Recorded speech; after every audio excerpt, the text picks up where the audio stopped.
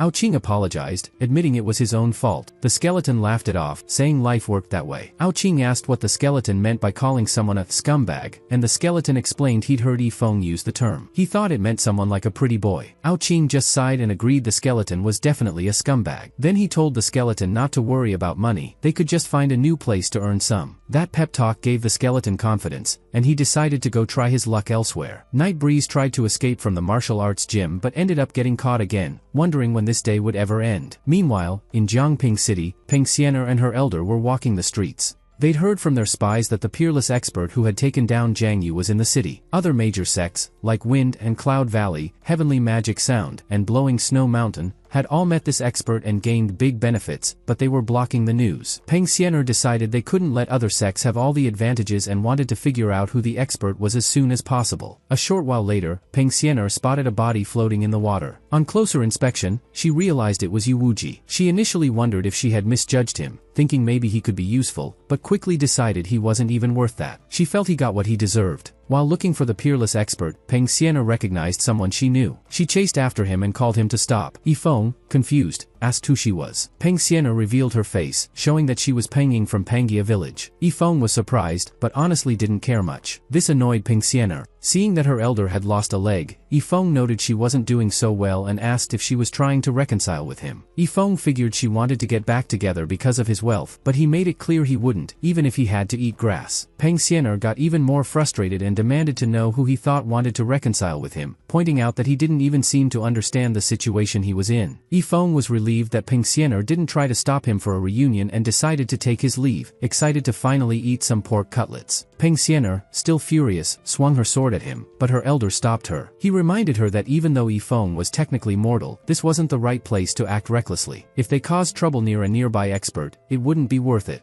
Realizing he had a point, Peng Xiener let Yifeng go and continued looking for clues about the mysterious expert. Meanwhile, in the wilderness, the skeleton groaned about how making money wasn't as easy as he thought. The skeleton decided to check out a tomb in the wasteland not too far away. Peng Xiener and her elder wandered the wilderness too, but found nothing useful. Peng Xiener figured the peerless expert wouldn't behave like ordinary people, so they needed someone local for info. The elder spotted the skeleton and, thinking he was just a mortal, ordered him around. The skeleton ignored him completely, still playing with Night Breeze. Peng Xiener, already frustrated about Yifeng, couldn't believe the skeleton wasn't taking her seriously. When she tried to confront him, the skeleton just laughed, saying he was glad someone finally brought him some fun. Suddenly, the skeleton's aura turned terrifying, and both Peng Xiener and her elder realized he wasn't human. They apologized frantically and ran for their lives. Just then, their escape coincided with the arrival of Aoqing. He immediately revealed his true form, a massive demon celestial, and blocked their path. The skeleton casually walked up behind them, making the two tremble with fear. Peng Xiener's elder tried to calm her, insisting there had to be a way out. But unexpectedly, he dropped to his knees and begged the skeleton for mercy, explaining his disability. He urged Peng Xiener to kneel too, saying that since no one else was around, it wouldn't shame their sect. Peng Xiener hated it. She had endured years of cultivation and hardships, and now she had to kneel. But survival mattered more than pride, so she reluctantly followed. The skeleton snickered and told them to hand over all the money they had. The elder quickly pulled out some imperial-grade elixirs, hoping to appease the skeleton, but the skeleton just laughed and called them garbage. The elder then offered an ancestral treasure, but the skeleton wasn't impressed. Peng Xiener even tried to bribe him with her green rainbow sword, the sect's prized weapon, but the skeleton just snapped it in half and complained it was too powerful. Seeing no other choice, the elder begged for mercy, but Aoqing snatched the elder's space ring and emptied it. There wasn't a single penny inside. The skeleton grumbled about their bad luck and told Aoqing they shouldn't waste any more time with these two. Peng Xiener and her elder were terrified as the skeleton and Aoqing glared at them, and then gave them a merciless beating, leaving them completely humiliated. Once satisfied, the two walked away, leaving their victims in a pitiful state. Meanwhile, the skeleton started playfully plucking Night Breeze's legs, testing if he might be useful for making money. Night Breeze begged him to stop, calling him wise, strong, and impressive, trying to flatter him into mercy. Amused, the skeleton let Night Breeze go, impressed by his cleverness.